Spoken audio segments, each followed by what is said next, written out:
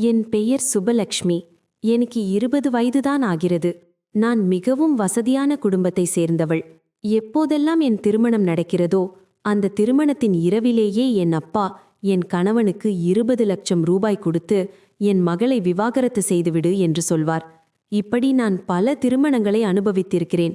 ஆனால் எப்போதும் அப்பா என்னை ஏமாற்றி திருமணம் செய்து வைத்து முதலிரவு நடக்கப் போகும்போது விவாகரத்தும் வாங்கி தந்து விடுவார். ஆனால் இந்த முறை நான் தீர்மானித்து விட்டேன். என் அம்மா கொடுக்கும் பாலை குடிப்பது போல நடித்து பிறகு உறங்குவது போல நடித்து விடலாம் என்று நான் நினைத்தது போலவே அப்படி நடந்து கொண்டிருந்தேன். அன்று என் முதல் திருமணம். என் கணவன் என் அருகில் அமர்ந்து என்னை பார்த்து கொண்டிருந்தார்.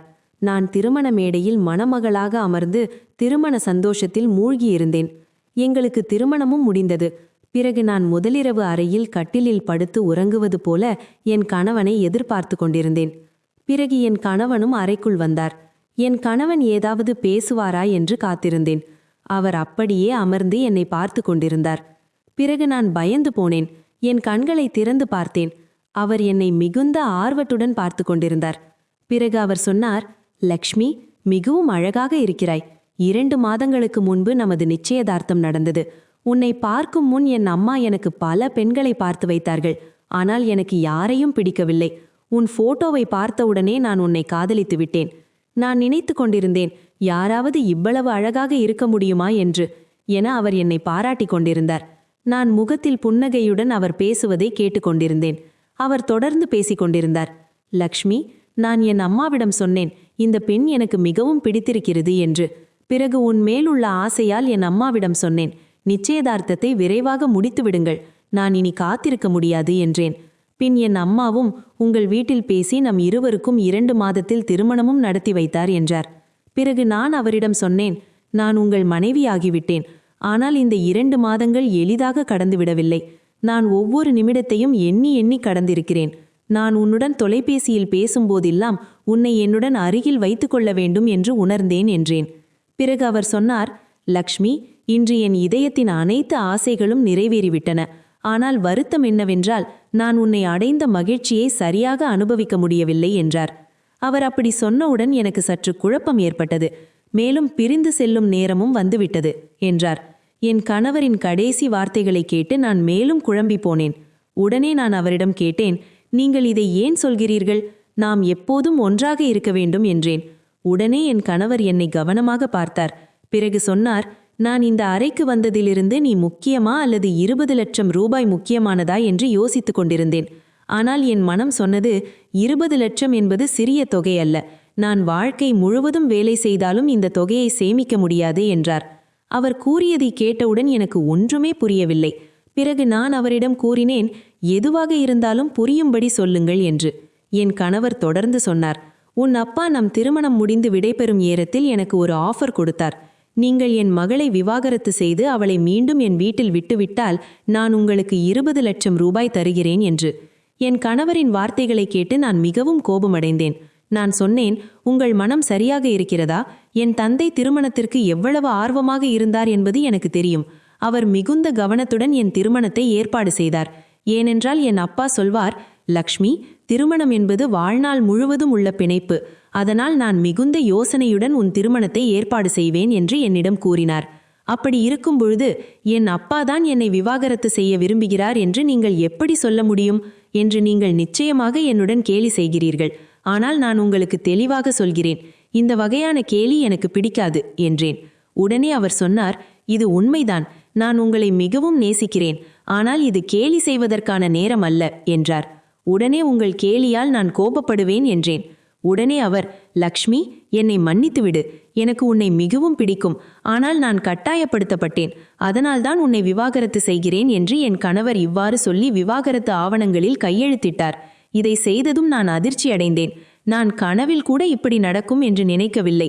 என் கணவன் என்னுடன் இப்படி நடந்து கொள்வார் என்று. திருமணத்தின் முதல் இரவிலேயே எனக்கு விவாகரத்து கிடைக்கும் என்று நான் எதிர்பார்க்கவே இல்லை. என் கண்களில் கண்ணீர் வழிய ஆரம்பித்தது. என் கணவர் சொன்னார், போதும் போதும், இது கண்ணீர் வடிக்கும் நேரம் அல்ல. நாம் இப்பொழுதே வீட்டிற்கு சென்று உன்னை உங்கள் வீட்டில் விட வேண்டும்.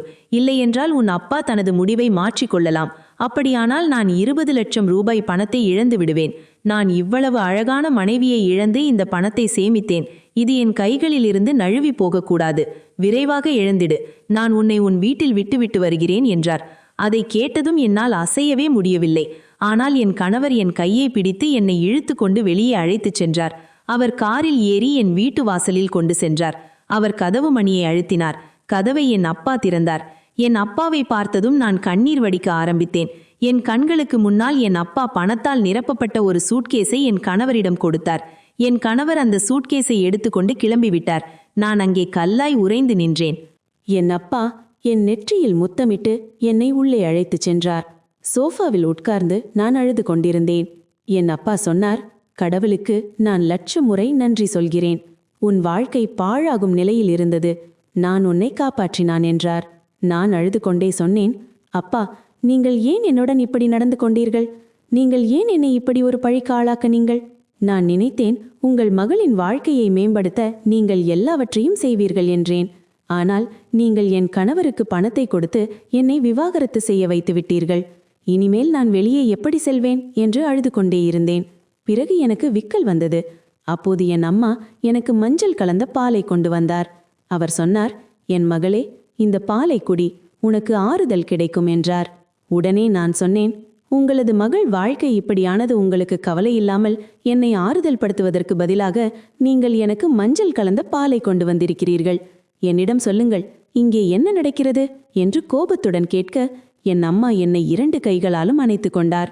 அப்போது என் அப்பா சொன்னார், லக்ஷ்மி, நீ ரோஹித்தை மணந்தபோது என் உறவினர் ஒருவர் வந்து என் காதில் சொன்னார், ரோஹித்தின் குடும்பம் ஒரு மோசடி குடும்பம். ரோஹித் உன்னை மணப்பதற்கு முன்பே பல பெண்களை மணந்திருக்கிறான் என்று. இதை கேட்டு நான் அதிர்ச்சி அடைந்தேன். ஆனால் நான் நினைத்தேன், இது பொய் செய்தியாக இருக்கலாம். அதனால் நான் எனது நண்பர்களை கொண்டு விசாரித்தேன். அப்போதுதான் எனக்கு தெரிந்தது, ரோஹித் உண்மையில் ஒரு நல்ல பையன் அல்ல. பிறகு என் அப்பா, அவன் உன் வாழ்க்கையை பாழாக்கிவிட்டான். நீ என் ஒரே மகள். நான் உன் வாழ்க்கையை பாழாகும் நிலையை பார்க்க முடியாது என்றார். நான் கோபத்துடன் சொன்னேன், அப்பா, நீங்கள் இதை முன்பே தெரிந்து கொண்டிருக்கலாமே. நீங்கள் இந்த விஷயத்தை முன்பே ஏன் விசாரிக்கவில்லை? நிச்சயதார்த்தம் நடக்கும் முன்பே தெரிந்திருந்தால் அதை ரத்து செய்திருக்கலாம். அப்போது நான் இவ்வளவு துன்பப்பட வேண்டியிருக்காது. இப்போது நான் விவாகரத்து பெற்றுக்கொண்டு விட்டேன். என் நண்பர்களை நான் என்ன முகத்தோடு சந்திப்பேன்? வெளியே மக்கள் என்னை பற்றி கேலி செய்வார்கள் என்றேன். உடனே என் அப்பா சொன்னார், ஊரில் உள்ளவர்களின் பேச்சுக்காக நான் உன் வாழ்க்கையை பாழாக்க விடமாட்டேன் என்றார். நாங்கள் சத்தமாக பேசியதை கேட்டு வீட்டில் இருந்த விருந்தினர்கள் எங்களை பார்த்தார்கள். அவர்களும் ஆச்சரியமடைந்தார்கள். என் அம்மா விரைவாக எனக்கு மஞ்சள் கலந்த பாலை குடிக்க கொடுத்தார். அந்த பாலை குடித்ததும் அப்போது என் கண்களுக்கு முன்னால் இருள் சூழ்ந்தது. சிறிது நேரத்தில் நான் ஆழ்ந்த தூக்கத்தில் சென்று விட்டேன். பிறகு நான் என் படுக்கையில் இருப்பதை உணர்ந்தேன். எழுந்து பார்த்தபோது எனக்கு மிகவும் குழப்பமாயிருந்தது. நான் என்ன செய்து கொண்டிருக்கிறேன்? நான் எங்கே இருக்கிறேன் என்று நினைத்து கொண்டிருந்தேன். பிறகு என் மனதில் நடந்த நிகழ்வுகள் தோன்றினர். நான் விரைவாக எழுந்துட்கார்ந்தேன். பிறகு விரைவாக வெளியே உள்ள அறைக்கு வந்தேன். அங்கு வந்து பார்த்தபோது எனது சொந்தங்களில் சிலர் அமர்ந்திருந்தனர். அவர்கள் எல்லாம் என்னை சற்று வித்தியாசமான பார்வையுடன் பார்த்தார்கள். ஆனால் அவர்கள் பார்வையில் என் மீது கோபமோ அல்லது கிண்டலோ இல்லை. அதை பற்றி யோசித்த நான், இங்கு என்ன நடக்கிறது என்று புரிந்து கொள்ள முடியவில்லை. என் அம்மா என்னை பார்த்ததும் என் கையை பிடித்து அறைக்குள் அழைத்துச் சென்றார். அவர் சொன்னார், லக்ஷ்மி, நீ நேற்று நடந்ததை பற்றி மனதில் ஏதும் நினைத்து கொள்ளாதே. பொறுமையாக இரு. நாங்கள் உனக்கு ஒரு நல்ல மனிதனை தேடிக் கொடுப்போம். உன்னை ஒருபோதும் துன்புறுத்தாத, உன்னை மட்டுமே நேசிக்கும் ஒரு மனிதனை உனக்கு மனமுடித்து வைப்போம். உலகத்தின் அனைத்து மகிழ்ச்சியையும் உனக்கு தருவோம். அதிகம் சிந்திக்காத, விருந்தினர்கள் அனைவரும் செல்லும் வரை உன் அறையிலேயே இரு என்று என் அம்மா தனது பேச்சை முடித்துவிட்டு அறையை விட்டு வெளியேறிச் சென்றார். நான் மீண்டும் அழ ஆரம்பித்தேன். இது எவ்வளவு பெரிய விஷயம்! இதை நான் எப்படி ஏற்றுக்கொள்வேன் என்று எனக்கு புரியவில்லை. மெதுவாக மெதுவாக வீடு காலியாகிறது. அனைத்து விருந்தினர்களும் சென்றுவிட்டனர். நான் ரோஹித்தின் வாட்ஸ்அப் சாட்டை திறந்து பார்த்தேன். ஒவ்வொரு மெசேஜிலும் அவன் என்னை நேசிக்கிறான் என்று எழுதியிருந்தான். ஒவ்வொரு மெசேஜிலும் அவன் சொன்னான், நான் உன்னை நேசிக்கிறேன், நீ இல்லாமல் நான் வாழ முடியாது என்று அவன் எழுதியிருந்தான். நான் உன்னை ஒருபோதும் விட்டுவிட மாட்டேன். இப்படி பேசும் ஒரு மனிதன் எப்படி மோசடியாளனாக இருக்க முடியும் என்று என் மனதில் ஒரு குரல் கேட்டது. இல்லை, இது சாத்தியமில்லை என யோசித்த நான், இப்போது எனக்கு என் அப்பாவின் மீது மிகவும் வெறுப்பு ஏற்பட்டிருந்தது. அவரால் என் வாழ்க்கை பாழாகிவிட்டது. நான் மக்களுக்கு பயப்பட ஆரம்பித்து விட்டேன். அதனால் வீட்டை விட்டு வெளியே வராமலேயே இருந்தேன். இப்படியே நாட்கள் போக என் அப்பா என்னை பார்த்து மிகவும் கவலைப்பட்டார். அவர் என்னிடம் சொன்னார், லக்ஷ்மி, நீ வெளியே வா. நீ வீட்டுக்குள்ளேயே ஏன் இப்படி அடைந்து கிடக்கிறாய்? வெளியே வா என்றார். நான் அவர் சொல்வதை ஒரு காதால் கேட்டு மற்றொரு காதால் வெளியேற்றி விடுவேன். ஆனால் என் அப்பா என்னை கட்டாயப்படுத்தி வெளியே அழைத்துச் செல்ல ஆரம்பித்தார். அவர் எனக்கு அதிக நேரம் கொடுத்தார். அவர் எப்போதும் என்னை புரிந்து கொள்ள முயன்றார். ஒரு நாள் அவர் என்னிடம் சொன்னார், லக்ஷ்மி, உனக்கு சாக்லேட் பிடிக்குமா என கேட்டார். நான் தலையை அசைத்தேன். பிறகு அவர் சொன்னார், நீ சாக்லேட்டுக்காக எந்த அளவுக்கு முயற்சி செய்வாய் என்று கேட்டார். நான் சிரித்து கொண்டே சொன்னேன், அப்பா, நான் ஒரு மலையிலிருந்து கூட குதிப்பேன் என்றேன். அப்போது என் அப்பா சொன்னார், உன் முன் ஒரு பக்கம் பிரியாணி வைத்து மறுபக்கம் சாக்லேட் வைத்தால் நீ எதை தேர்ந்தெடுப்பாய் என்று கேட்க நான் சொன்னேன், அப்பா, ஒரு நொடி கூட வீணாக்காமல் பிரியாணியை எடுத்துக்கொள்வேன் என்று. ஏனென்றால் பிரியாணியின் முன் சாக்லேட்டின் மோகம் இதயத்திலிருந்து குறைந்துவிடும் என்றேன். அப்போது அப்பா சொன்னார், லக்ஷ்மி, ரோஹித்துக்கு நீ சாக்லேட் போலிருந்தாய். பணம் அவனுக்கு பிரியாணி போலிருந்தது. அவன் பணத்திற்காக உன்னை விட்டுவிட்டான். அப்படியென்றால் அவனுக்காக உன் வாழ்நாள் முழுவதும் வருந்தி உட்காரப் போகிறாயா என்றார். அவர் சொன்னதை கேட்டதும் அவனை மறக்க முடிவு செய்தேன். என் இதயத்திலிருந்து ரோஹித்தின் நினைவுகளை எப்போதும் என் மனதில் வராதபடி அகற்றினேன். அப்பா என்னை அந்த நினைவிலிருந்து வெளியே வரும்படி செய்தார். பிறகு அவர் எனக்கு ஒரு பையனின் போட்டோவை காட்டினார். நான் அதை ஏற்றுக்கொண்டேன். அப்பா அந்த பையனின் குடும்பத்தினரை வீட்டிற்கு அழைத்து வந்து எனக்கும் கிஷோர் என்ற பையனுக்கும் சந்திப்பை ஏற்பாடு செய்தார். அவர் சொன்னார், நீங்கள் முதல் திருமணத்தால் உடைந்து போனது எனக்கு தெரியும். பெண்களுக்கு இது ஒரு பெரிய அதிர்ச்சியாக இருக்கும். நான் உங்களை துக்கத்திலிருந்தும் அதிர்ச்சியிலிருந்தும் வெளியே கொண்டு வர முழுமையாக முயற்சி செய்வேன். மேலும் உங்களுக்கு நிறைய அன்பு கொடுப்பேன் என்றார். கிஷோரின் வார்த்தைகளை கேட்டு எனக்கு நிறைய நம்பிக்கை ஏற்பட்டது. நான் அப்பாவிடம் சொன்னேன், நான் கிஷோருடன் திருமணம் செய்து கொள்ள தயாராக இருக்கிறேன் என்றேன். பிறகு அவரிடம், ஆனால் நான் நிச்சயதார்த்தம் செய்ய விரும்பவில்லை என்று கூறி நேரடியாக திருமணத்தை தேர்வு செய்தேன். 2 வாரங்களுக்கு பிறகு அந்த நாள் வந்தது. நானும் கிஷோரும் திருமணம் செய்து கொண்டோம். நான் மகிழ்ச்சியாக இருந்தேன். ஆனால் திருமண இரவை பற்றி என் மனதில் பல கெட்ட எண்ணங்கள் இருந்தன. நான் கிஷோரின் அறையில் அமர்ந்திருந்தேன். அவன் மிகவும் மகிழ்ச்சியாக இருந்தான். அவன் என்னிடம் வந்து என் முகத்தை திறந்து என் கையில் ஒரு தங்க மோதிரத்தை அணிவித்து, லக்ஷ்மி, நான் உன்னை வாழ்நாள் முழுவதும் மகிழ்ச்சியாக வைத்துக்கொள்ள முயற்சி செய்வேன் என்றான். நான் புன்னகைத்து, உங்கள் வார்த்தைகளில் நம்பிக்கை வைக்கிறேன் என்றேன். இப்படி நாங்கள் இருவரும் முதலிரவு அறையில் பேசிக்கொண்டிருக்க மொபைல் ரிங்டோன் ஒலித்தது. அதை எடுத்து அவன் பேச ஆரம்பித்தான். சில நிமிடங்களுக்கு பிறகு அவன் முகத்தில் இருந்த புன்னகை மறைந்துவிட்டது. நான் உங்கள் பேச்சை புரிந்து கொள்ள முடியவில்லை என்று சொன்னான். பிறகு தொலைபேசியில் பேசிய நபர் என்ன சொன்னாரோ அது கிஷோரின் முகத்தில் இருந்த புன்னகையை மறைத்துவிட்டது. கிஷோர் தொலைபேசியை வைத்துவிட்டு என் கையை பிடித்து, லக்ஷ்மி, நான் உன்னை விவாகரத்து செய்கிறேன் என்றார். இந்த வார்த்தைகள் என் மனதில் சுத்தியலால் அடித்தது போல இருந்தன. நான் கோபத்தில் கத்தினேன், இது என்ன முட்டாள்தனம் செய்கிறாய் என்று. பின்பு பேசத் தொடங்கினான். லக்ஷ்மி, நான் 2 வருடங்களுக்கு முன்பே ஒரு பிரைவேட் கம்பெனியில் வேலை செய்யத் தொடங்கினேன். நான் மிகவும் கடினமான நிலைமைகளை சந்தித்தேன். எனக்கு பணம் மிகவும் தேவைப்பட்டது. எனது வாழ்க்கையின் மிகப்பெரிய ஆசை என்னவென்றால், எனக்கு 20 லட்சம் ரூபாய் கிடைத்தால் நான் என் ஒரு தொழிலை தொடங்குவேன். இப்போது உன் அப்பாவின் தொலைபேசி வந்தது. அவர் எனக்கு 20 லட்சம் ரூபாய் தர தயாராக இருக்கிறார். அதற்கு பதிலாக அவர் என்னிடம் உன்னை விவாகரத்து செய்ய சொல்கிறார். நான் உன்னை உன் வீட்டில் விட்டுவிட்டு வருகிறேன். விவாகரத்து ஆவணங்களை நாளை காலையில் கொண்டு வருகிறேன் என்று கூறினான். அதை கேட்டதும் என் தலை சுற்ற ஆரம்பித்தது. நான் கத்தினேன், இல்லை, நீங்கள் போக வேண்டாம் என்று. உடனே கிஷோர் புன்னகைத்து கொண்டே சொன்னான், உன் அப்பா என்னிடம் சொன்னார், நீ என் மகளை விட்டுவிட்டால் மட்டுமே நான் பணம் தருவேன். அதனால் நான் கண்டிப்பாக உன்னை விட்டுவிட வேண்டும். அப்பொழுதுதான் எனக்கு பணம் கிடைக்கும் என்றான். இதற்கு நான் என்ன சொல்வது என்று தெரியாமல் நான் எதுவும் சொல்லாமல் அவனுடன் நடந்து செல்ல ஆரம்பித்தேன். பிறகு பணத்திற்காக என்னை விவாகரத்து செய்யும் மனிதன் அவன் எதையும் செய்ய முடியும். வீட்டு வாசலில் வந்ததும் கிஷோர் டோர்பெல்லை அடித்தான். அப்பா தான் கதவை திறந்தார். அப்பா என்னை பார்த்து, வா என் மகளே என்று சொன்னார். நான் ஊருக்கு சென்று திரும்பி வந்தது போல என்னை வரவேற்றார். நான் எதுவும் சொல்லவில்லை. அப்பா கிஷோருடன் பேசத் தொடங்கினார். அதே நேரத்தில் என் அம்மா எனக்கு மஞ்சள் கலந்த பாலை கொண்டு வந்தாள். நான் அதை குடித்தேன். பிறகு நான் சொன்னேன், அம்மா, அப்பா 2வது முறையாக என் வாழ்க்கையை அழித்து விட்டார். அப்போது பின்னால் இருந்து அப்பாவின் குரல் கேட்டது. அப்பா சொன்னார், நான் உன்னை காப்பாற்றுவதற்காக இதை செய்தேன். கிஷோர் ஒரு நல்ல பையன் அல்ல என்றார். உடனே நான் அவரிடம் கோபத்தில் சொன்னேன், அப்பா, நீங்கள் உங்கள் கம்பெனியை கோடிக்கணக்கில் தொழில் செய்வது எப்படி நிர்வகிக்கிறீர்கள் என்று எனக்கு ஆச்சரியமாக இருக்கிறது. நீங்கள் முடிவெடுக்கும் தைரியம் கூட உங்களுக்கு இல்லை என்றேன். பிறகு எனக்கு தெரியாது என் முன் நிற்பவர் நல்லவரா இல்லை கெட்டவரா என்று. ஆனால் உங்களுக்கு மக்களை அறியும் திறன் இல்லையா என திட்டினேன்.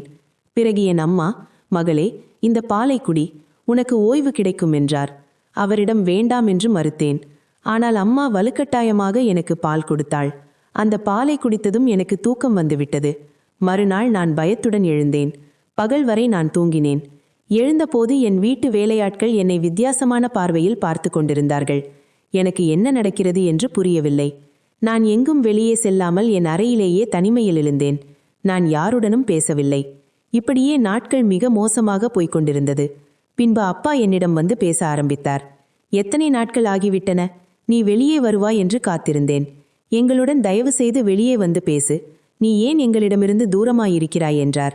நான் சொன்னேன், அப்பா சொல்லுங்கள், நீங்கள் ஏன் எனக்கு இவ்வளவு பெரிய தீங்கு செய்தீர்கள்?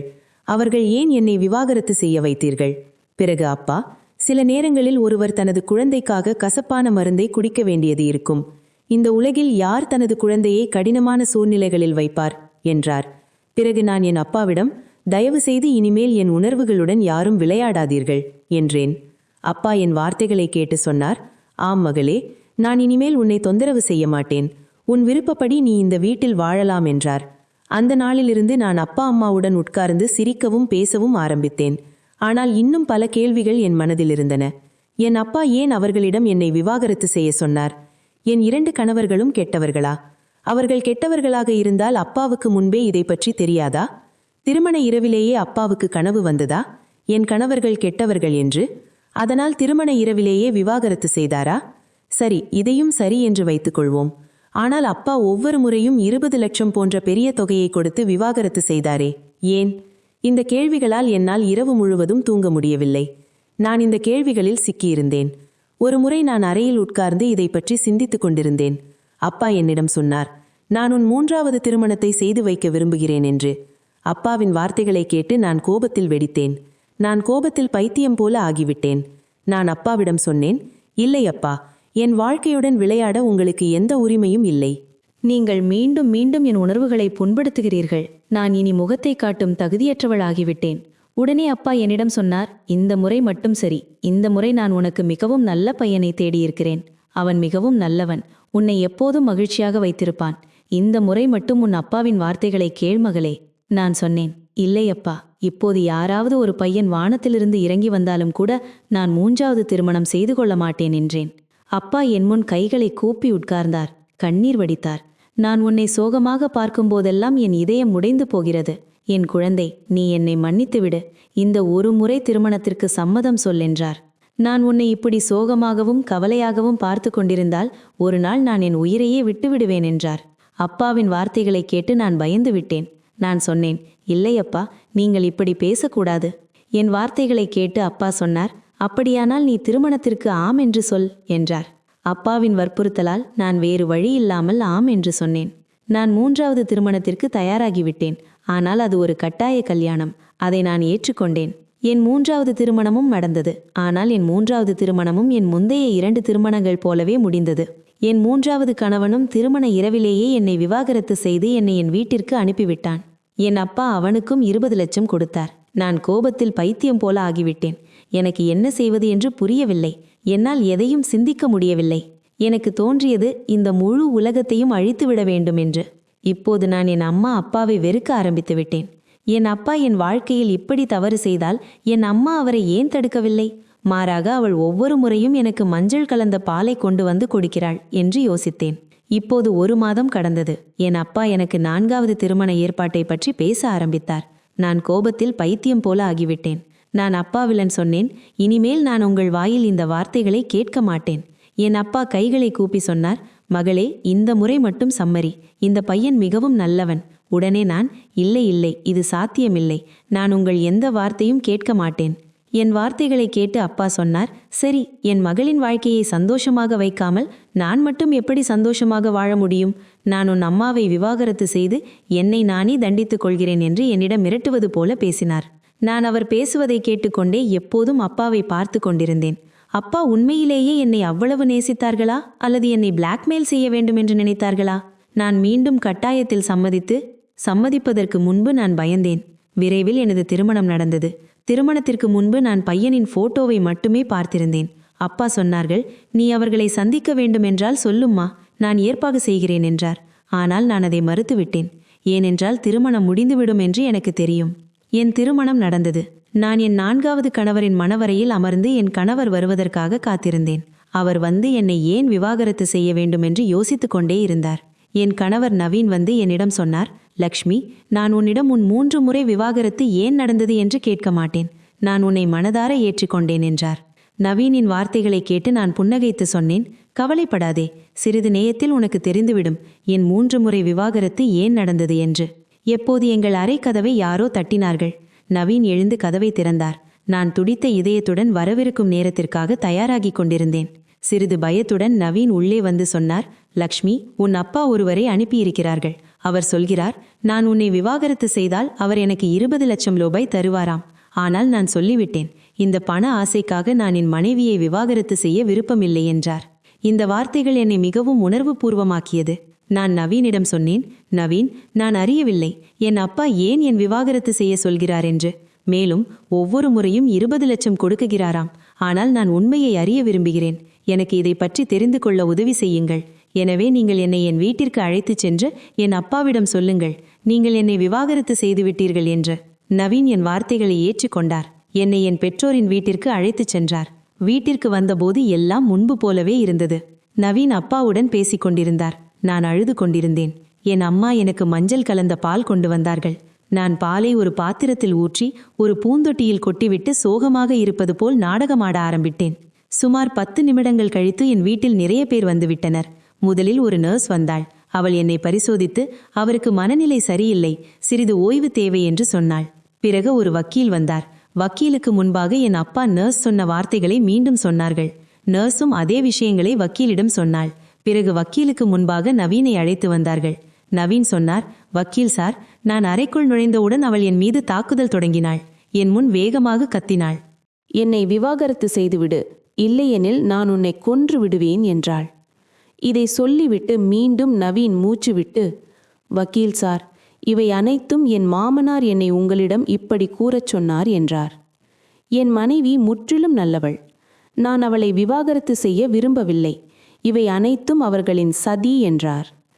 நவீனின் வார்த்தைகளை கேட்டு நான் உடனே எழுந்து உட்கார்ந்து வக்கீலிடம் சொன்னேன், ஆம் வக்கீல் சார், அவர்கள் அனைவரும் தவறாக நடந்து கொள்கிறார்கள்.